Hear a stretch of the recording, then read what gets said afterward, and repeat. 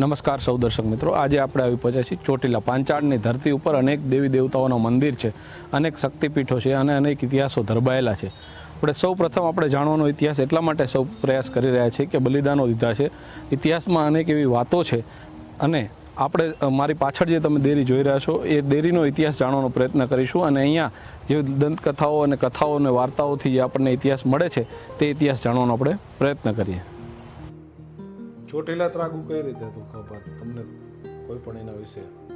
ચોટીલામાં આમાં એવું છે કે સમય પ્રમાણે બોલવું અઘરું છે, પણ તો આપણે કાંઈક વિરોધ ક્યારે થઈ જાય, પણ જે છે એ તો હું કહી શકું. રબારી દીકરીની બેન કરેલી ચારણે, ધરમની બેન. તો એક દિવસ ચારણે જાય છે ને રબારી દીકરી હોતી હોય છે. શું થયું બેન? કે મારી ભેંસ કોક ચોરી ગયું. મારી ભેંસ ચોરી ગયું કોક.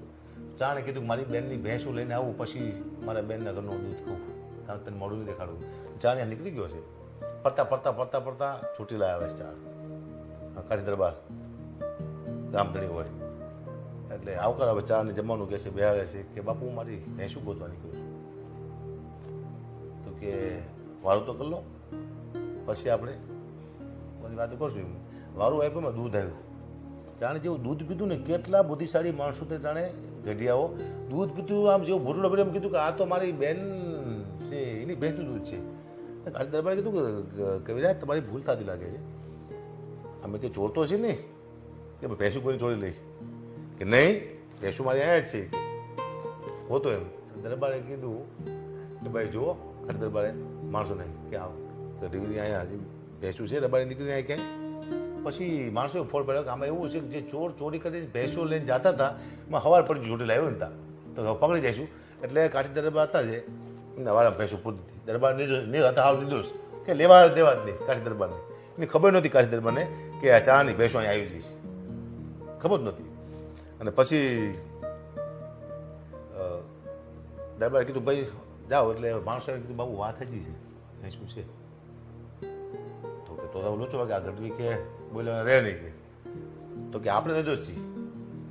હું તો શું કીધું હોત કે અમને ખબર નથી, વાંધો ના આવે, પણ બીક ડર કે આ ચારો શ્રાપ દીધે ત્યાં જવું, એટલે એક ડર હતો મોલ એમ. પછી ભેંસું કે મારી નાખવામાં આવે છે, દાટ દેવામાં આવે છે. આવું સાંભળ્યું છે મારા ગઢિયા કથાઓ. નહીં, કથા સાચી જ છે, દંત કથા નથી. પછી દાટી દેવામાં આવે છે. પછી ગઢવી જોઈ લો ભેંસું છે આમાં છે તમારી. ગઢવી જોયું કે નહીં, ભેંસું ગમે તમે ગમે કીધું, મારી દૂધ હતું મારી બેનની ભેંસ પાકા પાય. હું ઘોડલો ભરતા મને ખબર પડતી કીધું મારી બેનનું જ છે. તો કે ગઢવી હવે અમારી પાસે નથી, હવે તમે શું કરશો બોલો. પછી ગઢવી ત્રાગુ કર્યા કે ભાઈ હળગે શ્રાપ દેશે કે ચોટીલે ચાળ જગે. હજી આટલું બોલે ને ત્યાં બધે કે ભાઈ બધાને વાંક નથી, આમ બધાને તમે શું લાગો કાઠી દરબારે કીધું એમ. તો પછી આખું દુઓ ફેરવો, ચોટીલે ચાળ જગે ખાચરને મોટી ખોટ, દેવાયતની ડેરીએ દોષ. આવું એક પરિવાર પૂરતો શ્રાપ આપેલો છે. એ હજી છે શ્રાપ. વચમાં કંઈ કોઈને વાતીને વારવે બોલાવ્યા હતા શ્રાપ, પણ શ્રાપ ભરતો નથી જલ્દી. એટલે પણ હતા કાઠી દરબાર નિર્દોષ, ખબર નથી કે આ શું છે. કોકે કરેલું દરબારને ભોગવવું પડ્યું. કર્યું કોકે ચોરી ભેંસુની કોકે કરી, ભોગવવું પડ્યું કાઠી દરબારને. હાવ નિર્દોષ.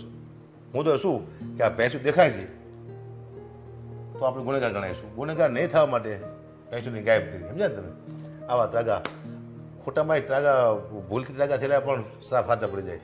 જ્યાં મિત્રો, તો આ હતી ચોટીલે ચારણની ત્રાગાની વાતો, કરણાભા ગોલની વાત.